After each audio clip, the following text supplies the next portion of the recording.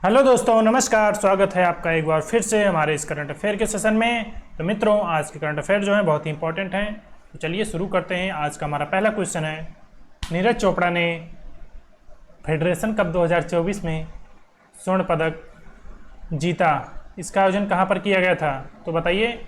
इन्होंने अभी federation cup 2024 जीता, तो इसका आयोजन कहाँ किया गया था? इसका आयोजन किया गया था भुवनेश्वर, उड़ीसा में किया गया, भुवनेश्वर में। ठीक है, राइट ऑप्शन डी हो जाएगा। देखिए, ज्वेलिन स्टार और ओलंपिक चैंपियन जो हमारे नीरज चोपड़ा है, भुवनेश्वर में आयोजित जो फेडरेशन कप हुआ था 2024 में इन्होंने गोल्ड जीता है, और टोक्यो में इन्होंने स्वर्ण जीता था, और 82.27 मीटर की इन्होंने भाला फेंक कर ये स्वर्ण पदक जीता है। ठीक है, नेक्स्ट क्वेश्चन है, किस कंपनी के किर्सी ड्रोन ने हाल ही में DGCA से प्रमाणन प्राप्त किया है? तो बताइए, किसने रिसीव किया सर्टिफिकेशन फ्रॉम DGCA से? ये AITMC वेंचर लिमिटेड का ये ड्रोन है, कंपनी है एक AITMC वेंचर्स लिमिटेड, इसका एक ड्रोन है। तो इसको मिल गया है प्रमाण पत्र। देखिए, Paras agriculture is now DGCA approved. इसका क्या नाम है? पारस है, इस ड्रोन का पारस है। तो देखिए, AITMC वेंचर्स लिमिटेड ने AVPL इंटरनेशनल को किर्सी ड्रोन विराज के लिए DGCA प्रमाणन प्राप्त हुआ, और कंपनी के CEO कौन है? हिमांशु शर्मा।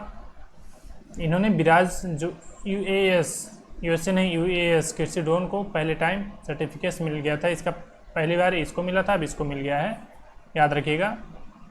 और ये खेतों में फसलों के छिड़काव के लिए बहुत ही मदद करेगा, दवा हो या उर्वरक हो, इन सब चीज़ों का। नेक्स्ट क्वेश्चन है, फ़ोनपे ने हाल ही में किस देश में UPI सेवाएं शुरू की हैं? तो बताइए, हमारा जो UPI सुविधा है बहुत से देशों में अब शुरू हो चुका है। तो ये भी हाल ही में कहाँ पर शुरू हुआ?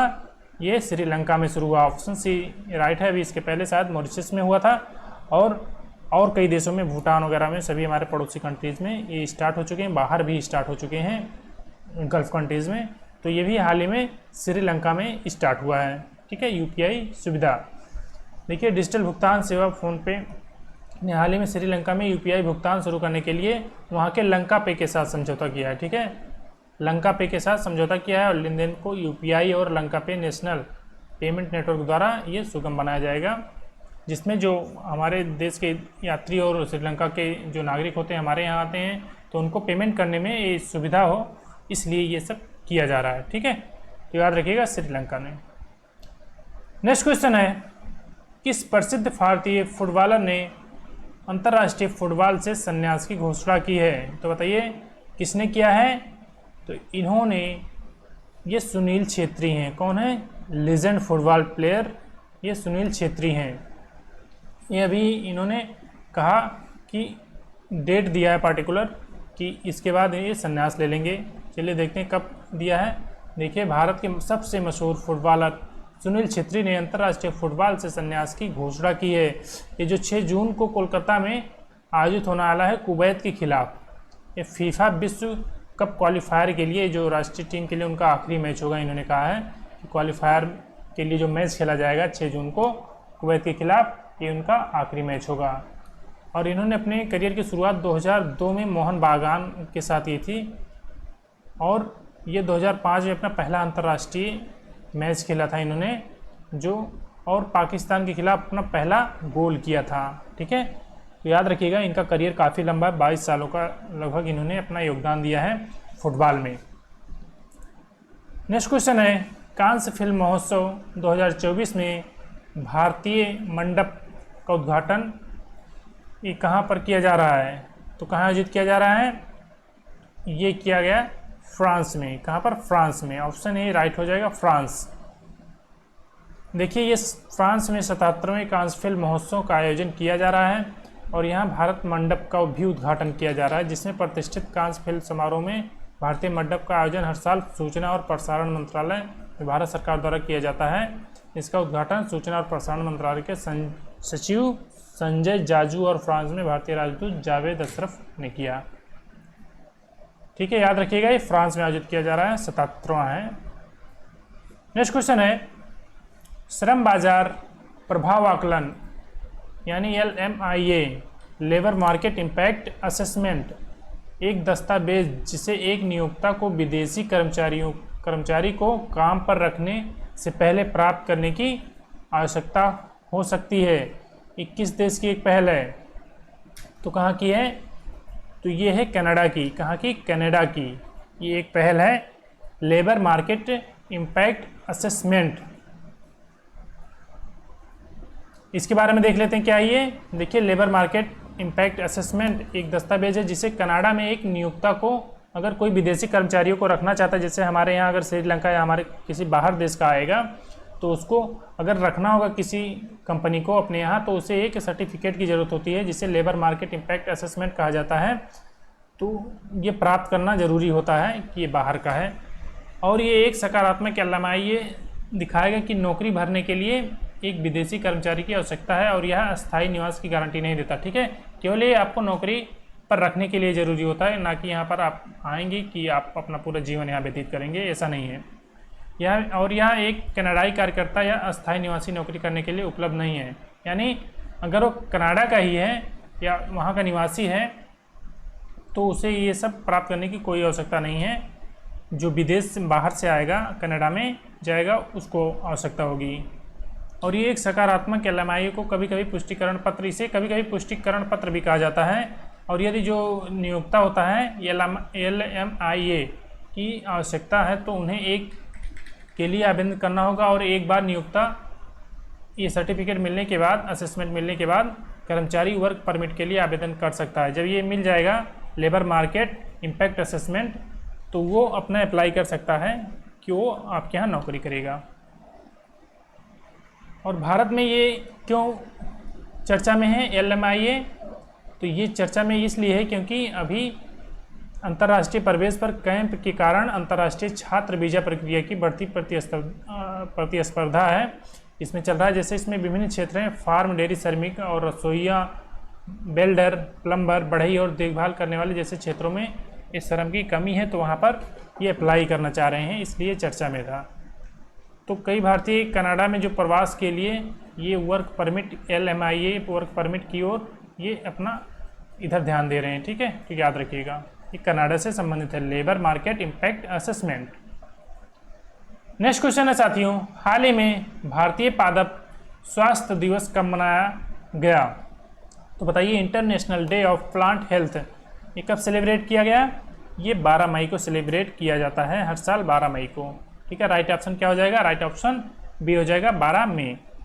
तो और भी इंपॉर्टेंट डे देख लेते हैं। जब भी कोई डे आएगा तो हम पिछले डे जो हैं उसे रिवाइज जरूर करेंगे, जिसके कारण आप लोग को वो याद भी रहेंगे।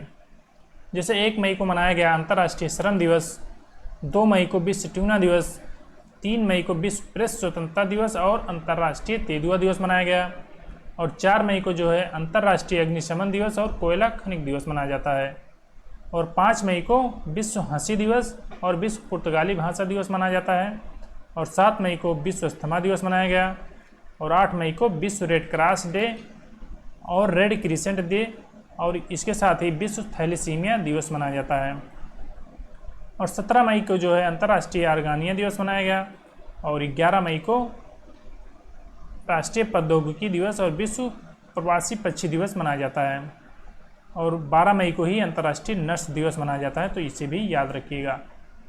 ठीक है, नेक्स्ट क्वेश्चन है साथियों, हाल ही में किस संस्थान ने गंदे नदी के पानी के उपचार के लिए पर्यावरण के अनुकूल समाधान की खोज की है? तो किसने किया है? गंदे पानी जो है हमारे, ये इको फ्रेंडली बनाने के लिए उसे ट्रीट करेंगे, यानी जो मडी रिवर वाटर है तो उसको उपचार करने के लिए, ये शुद्ध बनाने के लिए जो पर्यावरण के अनुकूल हो, ये किसने समाधान की खोज की है? ये किया है Indian institute of petroleum and energy, जो कि विशाखापट्टनम में है, इसने किया है। ऑप्शन बी राइट हो जाएगा, Indian institute of petroleum and energy. तो देखिए, विशाखापट्टनम में भारतीय पेट्रोलियम और ऊर्जा संस्थान जो IIPE कहा जाता है, इसने शोध संस्थानों के सहयोग से हाल ही में गंदे पानी के इलाज के लिए पर्यावरण के अनुकूल समाधान की खोज की है। और इसमें कैसा इलाज किया जाएगा? झिल्ली की सतह संशोधन तकनीक एक है, मेम्ब्रेन सरफेस मॉडिफिकेशन टेक्नोलॉजी इसे कहा जाएगा। तो इसके मदद से ये वाटर को ट्रीट करेंगे, ठीक है। तो याद रखिएगा आप लोग। नेक्स्ट क्वेश्चन है, हाल ही में शिक्षा में उत्कृष्ट योगदान के लिए किसे ग्लोबल एक्सीलेंस अवार्ड 2024 से सम्मानित किया गया? तो बताइए 2024 के ग्लोबल एक्सीलेंस अवार्ड किसे मिला है? तो ये मिला है चंद्रकांता सतीजा को मिला है। तो ऑप्शन सी राइट हो जाएगा। देखिए, चंद्रा एडमिशन कंसल्टेंट के संस्थापक और सीईओ चंद्रकांता सतीजा को 12 मई को मुंबई के एक समारोह में ग्लोबल एक्सीलेंट अवार्ड 2024 मिला और इन्होंने जो है विदर्भ में सबसे भरोसेमंद परिवेश सलाहकार के रूप में सम्मानित किया है और लगभग 21 से ज़्यादा वर्षों के साथ ये शिक्षा के साथ गुणवत्तापूर्वक और इससे के साथ मार्गदर्शन छात्रों का करते रहे हैं, तो इसलिए इन्हें ये पुरस्कार मिला है, ठीक है, याद रखिएगा। नेक्स्ट क्वेश्चन है और आज का हमारा लास्ट क्वेश्चन है, किस देश ने हाल ही में दुनिया के पहले 6G डिवाइस का अनावरण किया? तो बताइए, 5G तो आ चुका था, 6G किसने किया? ये किया जापान ने। 6G जापान ला रहा है। एक जापानी कंसोर्टियम ने दुनिया के पहले high speed 6G prototype gadget का अनावरण किया और 5G को 20 गुना अधिक कर दिया, यानी 5G को तो 20 गुना अधिक कर दिया और 6G भी लेकर आया है। और ये डोकोमो, NTT, NEC और फिजिटसु द्वारा ये विकसित किया गया है। 100 Gbps पर 30 फीट से अधिक डाटा संचारित करेगा और जिसका घर के अंदर बाहर सफलतापूर्वक परीक्षण किया गया, इसका परीक्षण भी किया गया। तो याद रखिएगा 6G डिवाइस कौन ला रहा है? ये जापान ला रहा है। ओके, राइट ऑप्शन ये हो जाएगा।